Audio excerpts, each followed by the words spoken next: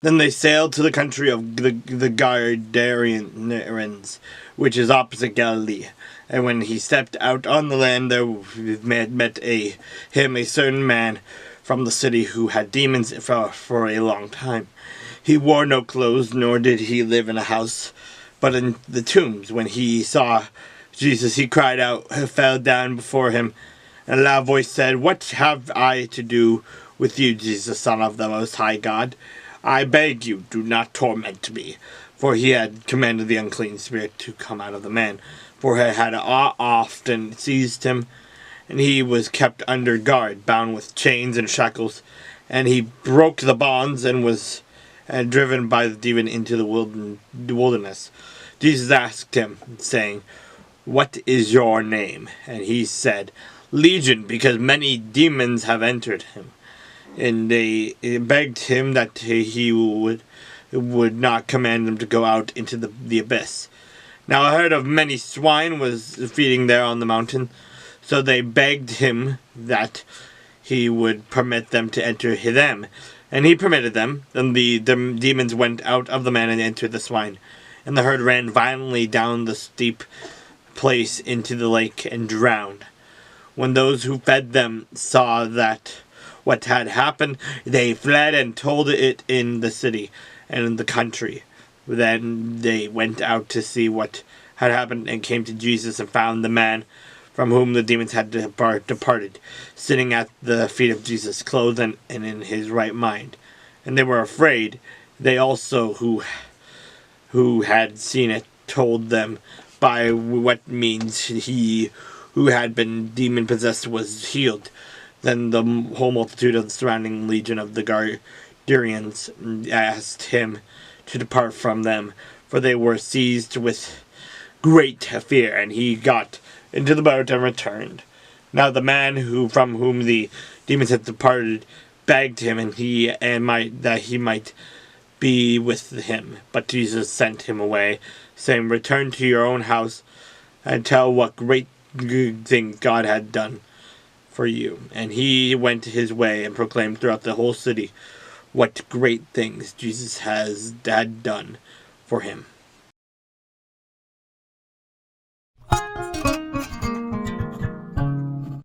The word which came to Jeremiah from the Lord, saying, "Arise and go down to the potter's house, and there I will cause you to hear my words."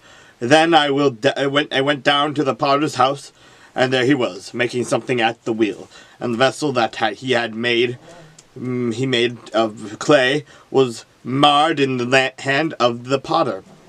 So he made it again into another vessel, as it seemed good to the potter to make.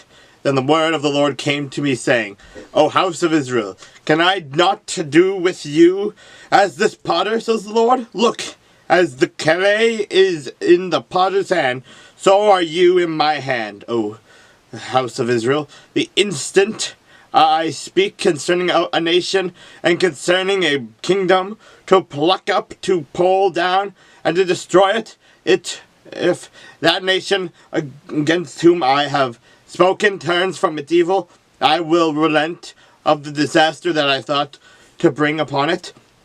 And the instant I speak concerning a nation and concerning a kingdom, to build and plant it, if it does not evil in my sight, so that it does not obey my voice, then I will relent concerning the good with which I said I would benefit it. Now, therefore, speak to the men of Judah and to the inhabitant of Jerusalem, saying, Thus says the Lord, Behold, I am fashioning a disaster and devising a plan against you. Return now every one from his evil way, and make your ways and your doings good. And they said, That is hopeless. So we will walk according to our own plans. And he will every one obey the dictates of his evil heart. Therefore, thus says the Lord, ask now among the Gentiles who has heard such things. The Virgin of Israel has done a very horrible thing. Will a man leave the house, the snow water of Lebanon, which comes from the rock of the field? Will the cold flowing waters be forsaken for strange waters? Because my people have forgotten me. They have burned incense to the worthless idols, and they have caused themselves to stumble in their ways from the ancient paths, to walk in pathways and not on a highway, to make their land desolate and a perpetual hissing. Everyone who passes by it will be astonished and shake his head. I will scatter them as with an east wind before the enemy. I will show them the back and not the face in the day of their calamity. Then they said, "Come and let us devise plans against Jeremiah. For the law shall not perish from the priest, nor counsel from the wise, nor the word from the prophets. Come and let us attack him with the tongue, and let us not give heed to any of his words. You give heed to me, O Lord, and listen to the voice of those who contend with me. Shall evil be repaid for good? For they have dug a pit for my life. There, and remember that I stood before you to speak good for them, to turn away your wrath from them. Therefore, deliver up your children to the famine, and pour out their blood by the force of the sword. Let their wives become widows and bereaved of their children. Let their men be put to death, their young men be slain by the sword in battle. Let a cry be heard from their houses when you bring a troop suddenly upon them. For they have dug a pit to take me, and hidden snares for my feet. Yet, Lord, you know all their counsel, because which is against me, to slay me. Provide no atonement for their iniquity, nor blot out their sin from your sight. And let them be overthrown before you. Deal thus with them in the time of your anger.